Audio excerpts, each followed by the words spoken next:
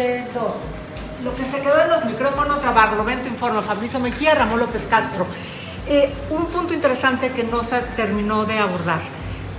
La estafa maestra y su vinculación con Odebrecht, Operación Zafiro, Caso Duarte y todo este conjunto de casos de corrupción que no han visto la justicia todavía.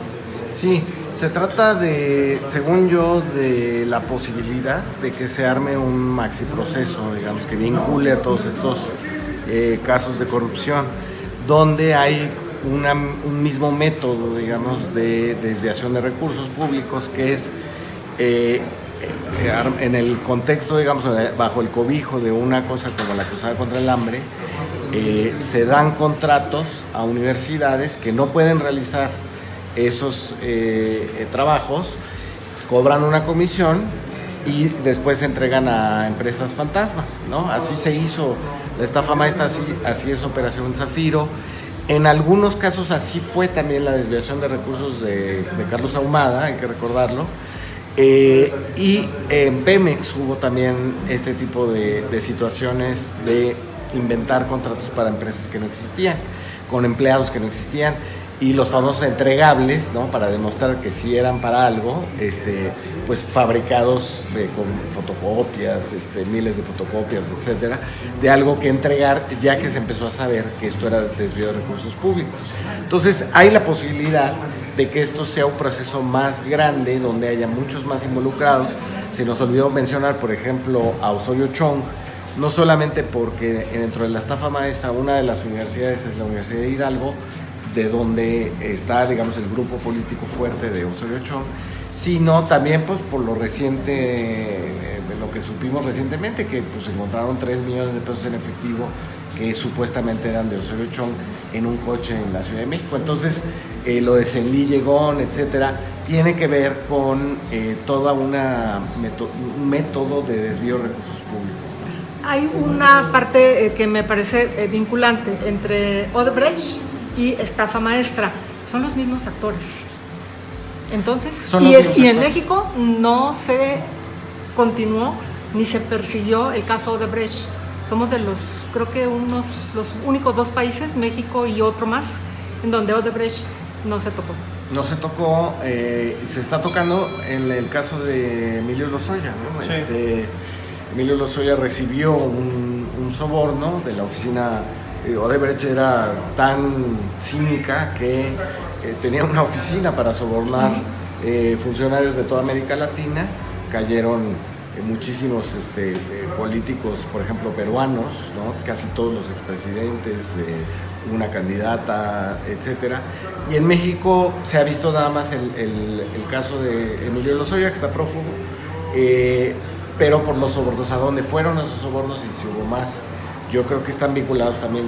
Están mencionados Videgaray, y está mencionado Meade, y está mencionado Peña, y por ende tendrás que mencionar a Felipe Calderón en esta parte de los desvíos. En algún momento tienes que mencionar a Felipe Calderón.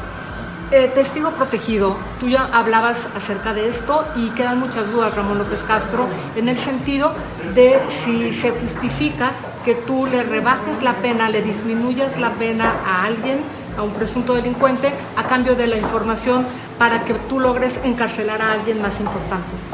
Sí, es una gran pregunta de la institución del testigo protegido o de los informantes.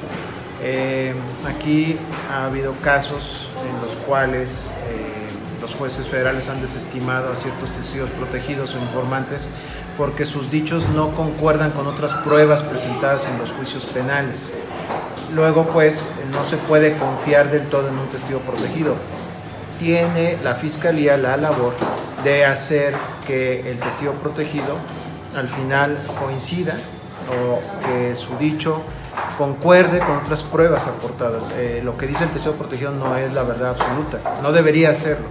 En otros países como en Estados Unidos, que tiene un sistema de protección de testigos y de informantes muy robusto, ha habido casos como el de James Whitey Bulger, un mafioso irlandés de Boston, que con el pretexto de que daba información al FBI cometió ilícitos, mató gente, torturó a otros posibles rivales dentro de su carrera delictiva y al final provoca la caída de muchos agentes del FBI y de su supervisor, John Connolly, pero también provoca una revisión del sistema de protección de testigos y de informantes. Entonces, aunque sea una herramienta útil para combatir el crimen organizado y a esquemas de corrupción con los que estamos comentando, no es la única herramienta. Su uso tiene que ser muy prudente y debe estar siempre cuestionado qué tanto el testigo protegido nos dice algo que es verdadero o solo para salvar su pellejo. ¿En México ha funcionado esta herramienta del testigo protegido? Yo creo que con desigual fortuna.